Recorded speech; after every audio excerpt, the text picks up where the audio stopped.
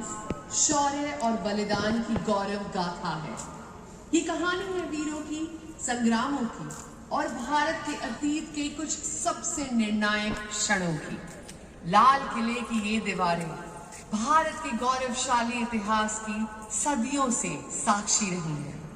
प्रस्तुत है जय Hind, red fort sound and light show.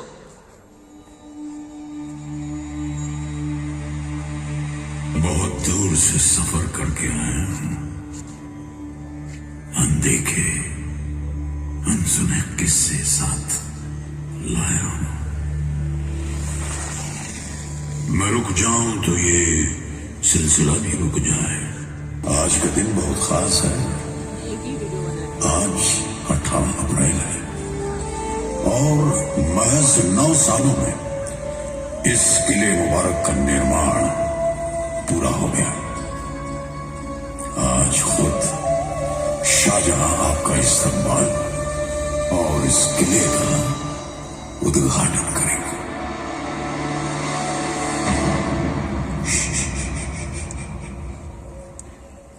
अपनी नजरें जरा नीचे कर ले। शाहजहां की चहेती बेटी, शहजादियों की शहजादी जहानारा अपनी कनीजों के साथ बुधाने की तरफ तशरीफ ला रही है।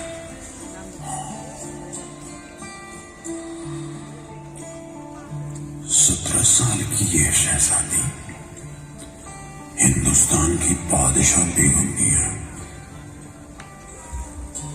हालांकि बादशाह की 3 बेगमें हैं, और वह सुनते केवल अपनी सबसे प्यारी बेटी जहानारा की है। ये वही दिल्ली है जिसे 7 बार उजाड़ा और फिर बसाया गया। तोमर से लेकर मामलुक और सैयद से लेकर लोधी तक हर वंश ने दिल्ली से ही पूरे हिंदुस्तान पर हुकूमत करी। कहा जाता है आज से 5000 साल पहले यहां से कुछ ही दूर पांडवों की राजधानी इंद्रप्रस्थ भी हुआ करती थी, और इन सब के बीच एक ऐसा वक्त आया जब मुगलिया हुकूमत ने इस पर अपना परचम लहराया। सियासी वजहों के तहत शाहजहां ने अपनी पुरानी राजधानी आगरा को छोड़कर इस लाल किले की बुनियाद डाली और दिल्ली को अपनी नई राजधानी बनाकर यहीं से पूरी मुगल सल्तनत पर हुकूमत का आगाज किया।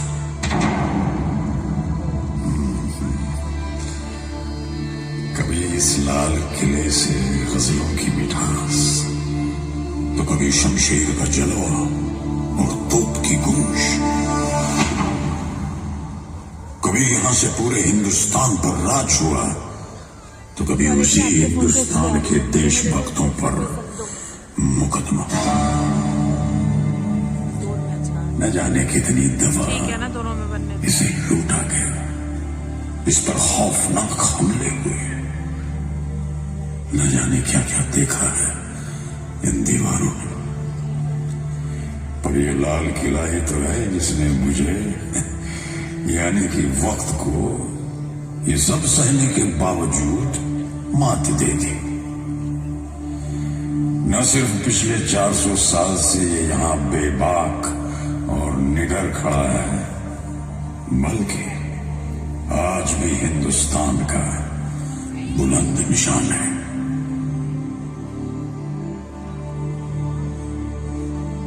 जी हां, ये वही लाल किला है जहां से 1857 में आजादी की जंग की शुरुआत हुई, और ये वही लाल किला है जहां आज भी शान और गुरूर के साथ देश का तिरंगा लहराया जाता है। देखिए, आप नौबत खाने के सामने खड़े हैं। ये वही जगह है जहां कभी ढोल नगाड़े बजा करते थे और जहां से बादशाह का इस्तकबाल किया जाता था। सुखा सकती है। तब से आज तक आत्मा की संस्कृति ही भारतीय संस्कृति की आत्मा है और ओम की ध्वनि उस परम ब्रह्म का स्वरूप।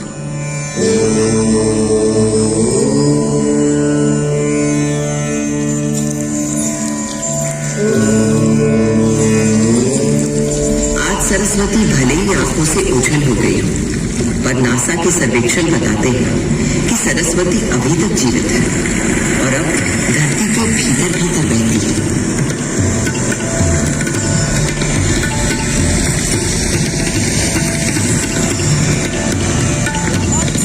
मगर मेरे देश की शुरुआत तो उस वैदिक युग से भी पहले की है।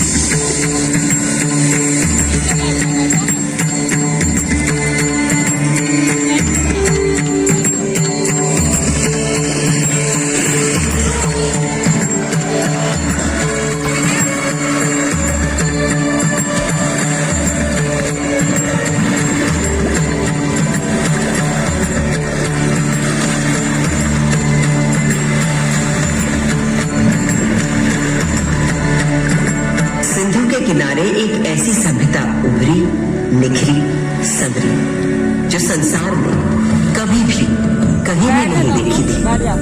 उस वक्त के हमारे शहर थे smart intelligent cities. This was a wonder called India. 5000 साल पहले जो बुनियाद सिंधु सरस्वती सभ्यता के समय डाली गई थी, वो आज हमारे भारत का आधार है। संस्कृति का ऐसा अखंड अटूट सिलसिला आपको संसार में कहीं भी नहीं मिलता। हमारा देश नए को अपनाते हुए भी कभी पुराने को नहीं भुलाता। इसीलिए तो कल का भारत आज भी जीवित है और कल भी रहेगा।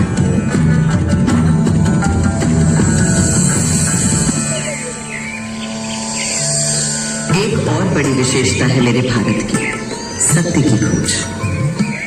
भारत नाम का अर्थ ही है भा यानी प्रकाश और उसकी खोज में लगा हुआ व्यक्ति। प्रकाश यानी सत्य की खोज में केवल योगी, मुनि, ऋषि ही नहीं, सुख सुविधा में पले बढ़े राजा राजकुमार भी किसी से कम नहीं रहे।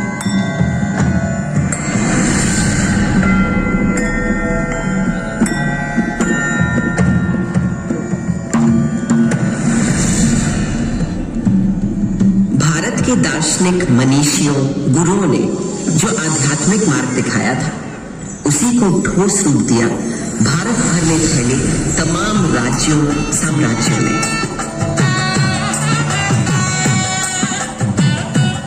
दूसरी तरफ थे हमारे अभूतपूर्व वैज्ञानिक, गणितज्ञ, खगोल शास्त्री और वैद्य। हजारों बरस पहले पृथ्वी की परिधि की सही नाप, मंगल और चंद्र तक का फासला और धरती से सूर्य की बराबर दूरी, सब बिना किसी दूरबीन या उपग्रह का सहारा लिए, केवल अपनी गणित, बीजगणित, ज्यामिति और खगोल ज्ञान से। ये उन्हीं पुरातन खगोल शास्त्रियों से मिले संस्कार कि आज भारत अंतरिक्ष अन्वेषण में एक अग्रणी देश है। सहस्त्राब्दियों पहले कणादि आदि गुरु थे, अणु को पहचानने वाले। फिर क्या आश्चर्य कि नई दुनिया में अणु शक्ति को साधने वाले देशों में हम हमेशा आगे रहे। योग में तन से मन और मन से आध्यात्म के योग के सूत्र ढूंढ निकाल रहे थे पतंजलि जैसे ऋषि। और आज 21 जून को पूरा विश्व योग दिवस मनाता है। वहीं एक विद्वान वैद्य मानव शरीर के छुपे हुए राज और हर बीमारी का इलाज खोज रहे थे। सर्जरी की भी शुरुआत इन वैद्यों ने कर डाली थी और कटे अंगों को जोड़ने के लिए प्लास्टिक सर्जरी की भी।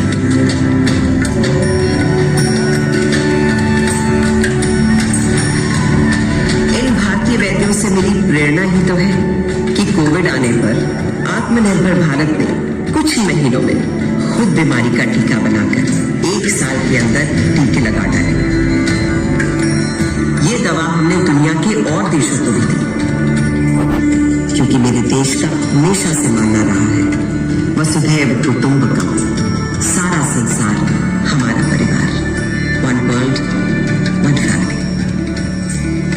तभी से भारत सोने की चिड़िया कहलाता था।